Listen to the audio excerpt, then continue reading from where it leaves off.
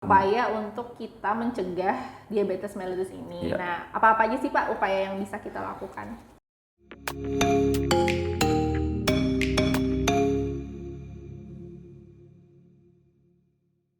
Nah, berarti banyak banget kan ya Pak upaya untuk kita mencegah diabetes mellitus ini. Iya. Nah, apa-apa aja sih Pak upaya yang bisa kita lakukan? Ya pastinya makanannya harus betul-betul terpola dengan baik gitu ya. Jadi istilahnya makanan apa saja sih yang kira-kira bisa menurunkan atau menstabilkan gula darah dalam tubuh. Yang pasti makanan yang berserat tadi disebutkan begitu ya. Kemudian makanan-makanan yang mengandung flavonoid ya. Kemudian antioksidan yang tinggi gitu. Nanti kita akan ceritakan apa-apa saja sih bahan-bahan flavonoid yang kira-kira bisa bersifat hypoglikemia gitu, menurunkan kandungan gula dalam darah gitu ya. Kemudian aktivitas fisik, olahraga yang teratur gitu ya.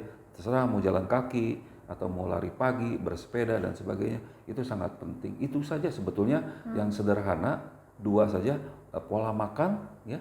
Kemudian pola hidup ya, pola makan dan pola hidup itu kita gabungkan karena juga stres juga ternyata memicu juga untuk diabetes. Yang kedua adalah berolahraga secara rutin. Gitu. Oke, berarti memang pola makan dan pola hidup, nggak boleh banyak mager gitu ya. Betul. Intinya itu. Nah, jadi itu Pak, apa sih Pak yang boleh dan nggak boleh dikonsumsi nih Pak? Oke. Yang boleh dan tidak boleh. boleh Yang boleh itu kan tadi itu makanan-makanan yang berserat, kemudian vitamin ya, kemudian juga mineral-mineral seperti selenium, kemudian magnesium, dalam trace elemen itu penting juga di dalam tubuh. Itu sangat boleh ya. Berarti kayak buah dan sayur buah ya dan Pak sayur ya? Gitu ya. Ada pantangan nggak sih Pak buah apa gitu yang nggak boleh? Buah yang sebetulnya kan buah itu kandungan glukosnya sangat rendah gitu ya. Banyaknya kandungannya disebut air dan kalau yang manisnya itu bukan fruktos ya, sehingga itu tidak akan berpengaruh terhadap kandungan gula di dalam darah gitu ya. Tidak ada pantangan sebetulnya kalau buah-buahan dan sayur-sayuran gitu ya. Yang tidak boleh itu tentunya yang manis-manis. Yang pasti adalah gula pasir. Gula pasir. Ya, jadi kalau minum teh atau minum kopi sebaiknya dihindari memakai gula yang berlebihan, terutama gula pasir. Kalau kurang manis mau mesti pakai gula merah boleh nggak? Boleh, tapi ya gula merah itu juga kalau bisa dihindari walaupun kandungan glukosnya rendah gitu ya. Glycemic index kita bicara gitu kan. Glycemic index rendah, tetapi kalau bisa dihindari. Tapi kalau tidak bisa ya baiknya pakai gula kelapa atau gula aren ya. Begitu. Atau ya pakai pemanis buatan. Pemanis buatan enggak masalah Pak? Masih dalam proses studi terus menerus apakah efek sampingnya seperti apa. Dalam batas tertentu ternyata memang studi menyebutkan seperti aspartam, kemudian juga sukralose dan sebagainya itu aman untuk penderita diabetes. Gitu. Oh, berarti sampai sejauh ini masih dalam studi ya Masih Pak? dalam studi dan masih terus menerus yang apakah ada efek samping berkelanjutan yang ini memang tapi untuk hubungan dengan kandungan gula dalam darah itu aman gitu ya. Dalam batas tertentu. Oke. Soalnya kan memang itu kan biasa dibilangnya gula jagung ya Pak ya. Iya, gula jagung. Soalnya kan memang banyak banget kan antara produk-produk pemanis yang memang untuk membantulah orang-orang yang terbiasa dengan mengkonsumsi gula pasir terus kayak bertahap berubah gitu. Jadi sebaiknya adalah jangan mempergunakan gula. Lebih baiknya ya sudah yang saya ada karena karbohidrat sendiri juga akan dirubah menjadi gula dalam tubuh. Oke. Berarti harus hati-hati dengan gula pasir kalau bisa dihindari. Berarti kalau less sugar gitu mendingan gak usah juga ya Pak? Itu akan lebih baik ya, sugarless itu akan lebih baik daripada yang ada di pasaran. Oke. Nah, ini Pak, sebenarnya kita kan punya beberapa produk ya Pak, kalau dari Serambi Botani yang untuk mendukung pola hidup sehat gitu. Jadi biar kita nggak kena diabetes, kita juga nggak kena penyakit-penyakit lain dan tetap membuat imun kita menjadi lebih sehat. Nah, salah satu produk kita tuh kan ada mengkudu ya Pak. Mengkudu ini sebenarnya spesifiknya untuk apa sih? Karena kalau yang saya tahu mengkudu itu memang bagusnya tuh untuk pencernaan Pak. Tapi di sini saya lihat studinya kalau misalnya mengkudu itu bisa untuk menstabilkan dan menurunkan kadar gula darah. Iya, betul. Jadi mengkudu itu ternyata setelah dipelajari lebih detail gitu, dia itu pertama-tama mengandung flavonoid yang bersifat iridoid gitu ya, namanya iridoid. Kandungan aktifnya iridoid. Dia itu ternyata berpengaruh terhadap sensitivitas insulin. Jadi memicu pankreas untuk mengeluarkan insulin gitu. Itu yang bisa ternyata sebagai hypoglikemia, jadi menurunkan kelebihan gula darah. Gitu. Nah, kemudian juga ternyata si mengkudu itu juga menghambat enzim alfa glukokinase. Jadi enzim glukokinase itu ada di dalam usus kecil, yang dimana dia merubah karbohidrat menjadi glukosa. Gitu. Nah, kalau karbohidratnya tidak dirubah menjadi glukosa, tentunya tidak bisa diserap oleh usus, kemudian masuk dalam darah. Jadi istilahnya lewat begitu saja, sehingga kandungan gula yang diserap dalam darahnya berkurang. Itu salah satu dua komponen yang berpengaruh terhadap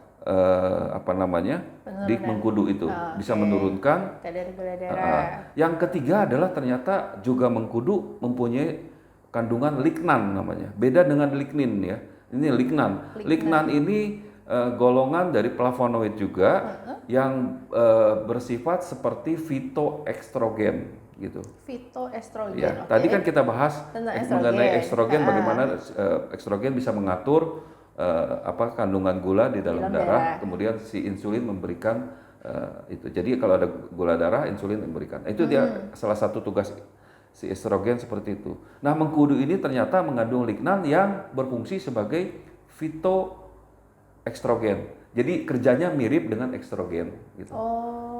Ya, jadi kenapa dia juga bisa memberikan suatu sensitivitas pankreas untuk memproduksi insulin menjadi lebih baik. Lebih banyak. Itu mengkudu tuh kurang lebih mekanismenya seperti itu, bagaimana dia bisa mengontrol gula di dalam tubuh kita gitu. Wow, bagus ya Pak berarti kalau mengkudu, karena antioksidan yang macam-macamnya ini ya Pak, varian betul. Antioksidan di dalamnya yang bisa membantu untuk menurunkan kadar gula darah. Tapi mengkudu yang seperti apa Pak? Mengkudu yang apa saja gitu. Cuma kan memang mengkudu yang biasanya ditemui itu biasanya dimakan bikin nasi goreng gitu ya. Ada juga ya.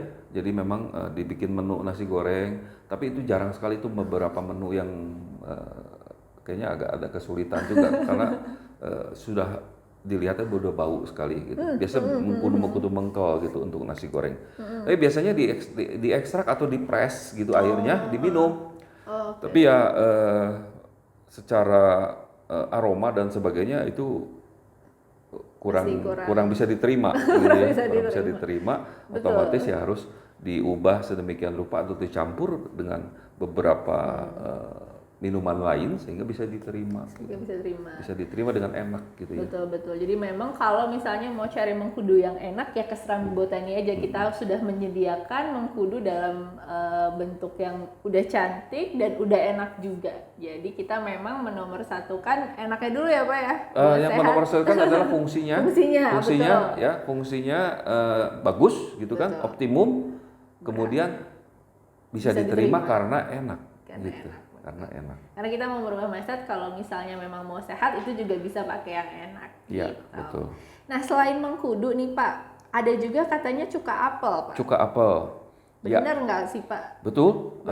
Cuka apel dia juga sebetulnya menghambat enzim atau hormon alfa glukosinase itu di dalam usus kecil. Oh, dia menghambat. Menghambat ya. Kandungan aktifnya beda dengan mengkudu. Kalau tadi mengkudu itu istilahnya jenisnya flavonoid, kalau di di cuka apel itu adalah asam klorogenat dan senyawaan quercetin gitu. Jadi studi menyebutkan bahwa kandungan asam klorogenat inilah dan senyawaan quercetin yang menghambat ya enzim alfa glukokinase itu dalam usus kecil, sehingga kandungan atau perubahan karbohidrat menjadi gula di dalam usus kecil itu menjadi terhambat gitu. Jadi bisa memang si cuka apel itu. Berarti sebenarnya kalau Noni ini mengkudu sama cuka apel sebenarnya sama-sama ya Pak? Sama. Tujuannya itu untuk menghambat menghambat enzim alfa glukokinase yang merubah karbohidrat harusnya menjadi gula. Betul, gitu. Ini dihambat si enzimnya gitu. Makanya kenapa ya udah bakal stay jadi karbo gitu, nggak pecah jadi gula dan menaikkan kadar gula darah. Oke, nah kita juga di Selain Botani ada cuka apel. Tapi spesifiknya kalau kita cuka apelnya ditambahin moringa Pak, kelor. Apakah kelor juga punya manfaat untuk diabetes? Kelor itu dia juga mempunyai sifat satu lagi tadi kan ada penyerapan di usus ya kan, kemudian ada lagi namanya gluconeogenesis ya di hati. Nah, kelor ini fungsinya itu membantu hati membuat stabil sehingga tidak terjadi proses gluconeogenesis itu gitu. Jadi kandungan-kandungan di kelor itu membantu tuh asam klorogenatnya tadi asam klorogenatnya dan quercetin itu membantu dalam proses di situ. Gitu. Lebih ke hatinya berarti ya kalau si moringanya. Gitu. Berarti antioksidan di dalam moringa lebih ke protek hatinya untuk menjaga diabetesnya. Betul. Tapi kalau dari si bahan aktif mengkudu sama cuka apelnya itu di usus. Ke ususnya. Iya, betul. Oke, berarti kalau cuka apel moringa berarti double protection. Jadi ya di usus dia dihambat, di hati juga distabilkan. Dia distabilkan. Oke. Nah, kalau misalnya selain ketiga ini nih Pak, ini juga aku lihat ada beras analog nih Pak, sama beras merah. Itu kan kalau misalnya kita bahas tentang GI-nya atau nggak kayak glycemic index-nya, itu memang rata-rata di bawah nasi putih kan Pak? Betul ya, dibanding beras putih gitu. Tapi kalau orang diabetes benar-benar tidak boleh makan nasi putih kah Pak? Sebaiknya dihindari ya, sebaiknya. Tapi kalau nggak ada ya makan sedikit saja gitu. Karena kan memang yang kita tahu bahwa glycemic index di nasi putih ya itu sangat tinggi gitu dan mudah sekali berubah menjadi glukos gitu. Jadi istilahnya kalau memang bisa disubstitusi oleh beras-beras yang lain itu akan lebih baik disubstitusi. Tapi kalau nggak ada ya dibatasi dikurangin nasi putihnya. Gitu. Nah, terkait yang putih-putih nih Pak, kan tadi ada gula pasir saya gula putih, terus beras putih. Kalau tepung terigu Pak? Tepung terigu boleh nggak sih? Kan maksudnya biasanya sama-sama karbohidrat ya Pak. Itu lebih baik dihindari atau? Tepung terigu sebetulnya glycemic indeksnya rendah gitu ya. Oh sebenarnya rendah. Iya, tetapi kan karena diprosesnya itu pakai lemak gitu, itu kan menjadi problem. Jadi gitu. gorengan gitu ya. Gorengan. Jadinya lebih baik dihindari juga. Atau dikurangi saja. Gitu. Kalau dihindari terlalu ekstrim nantinya, mungkin dikurangi gitu ya, dikurangi saja. Oke, berarti memang banyak banget nih hasil diskusi dari Pak Dwiko tentang diabetes ya. Seenggaknya kita nih, kalau yang muda-muda nih bisa aware duluan nih tentang diabetes tuh kayak gimana. Dan kalau misalnya ada saudara atau ada kakek nenek atau orang tua yang memang punya riwayat diabetes dan sudah menjadi penderita mungkin diabetes, itu juga bisa kita sarankan untuk menjaga pola makannya gitu kan, karena kalau aktivitas fisik kan mungkin untuk orang tua aktivitas fisiknya terbatas ya Pak ya, jadi mungkin pola makan yang bisa kita bantu untuk di-share sama mereka, seperti apa sih pola makan yang sehat, seperti apa pola makan yang baik untuk mencegah diabetes itu. Oke, kalau untuk dari pertanyaan sih udah nih Pak nih, tapi saya masih penasaran terkait ini sih Pak, diabetes kering sama diabetes basah. Diabetes kering dan diabetes basah itu sebetulnya apa sih Pak? Maksudnya istilah yang di pasar umum saja secara di dunia kalau dunia kedokteran atau segala macam itu sama saja sebetulnya. Pokoknya diabetes adalah kadar gula darah yang melebihi batas normal gitu ya. Yang basah dan kering biasanya itu dikaitkan dengan penampilan dari penderitanya gitu. Kalau yang basah biasanya itu kalau luka tidak sembuh-sembuh gitu ya. Kadang-kadang itu disebutnya diabetes basah. Kalau yang kering itu kaitannya mungkin tubuhnya jadi kayak mungkin ada kaitan dengan kurus kering kah gitu, turunnya berat badan gitu. Tapi yang pasti dua-duanya itu adalah diinikan sama gitu ya, asosiasikan dengan kadar gula darah yang di atas normal. Di atas normal. Betul. Sebenarnya kuncinya sebenarnya sama ya Pak ya, pola hidup dan pola hidup sama aktivitas fisik yang benar-benar harus dijaga dari sekarang. Betul. Oke, terima kasih banyak Pak Dwiko untuk diskusi kali ini. Diskusinya sangat daging semua nih isinya, karena memang di sekitaran kita, makanan di sekitaran kita itu kayaknya menimbulkan punya efek-efek ke arah sana nih Pak. Berarti kan sisanya harus dari kitanya ya Pak, gimana cara menjalani hidup yang lebih sehat, kayak gitu. Oke, mungkin Sera Squad itu aja nih hari ini diskusi kita tentang diabetes. Kalau misalnya ada yang punya pengalaman atau punya cerita sekitaran diabetes, kalian boleh share kok di kolom komentar. Nah, kolom komentar ini fungsinya adalah untuk diskusi nih, mempertemukan yang punya pengalaman sama yang lagi pengen cari tahu tentang diabetes itu apa. Jadi sebenarnya sharing kalian di kolom komentar itu sebenarnya bermanfaat tuh nggak cuma buat kita-kita aja, tetapi buat orang lain di luar sana yang emang lagi juga nih mungkin menderita hal yang sama atau enggak lagi punya cerita yang sama. Jadi jangan sungkan untuk chat di kolom komentarnya ya. Terus kalau misalnya mau tanya-tanya juga ke Pak Dwiko, ke Serambi Botani itu juga bisa di kolom komentar.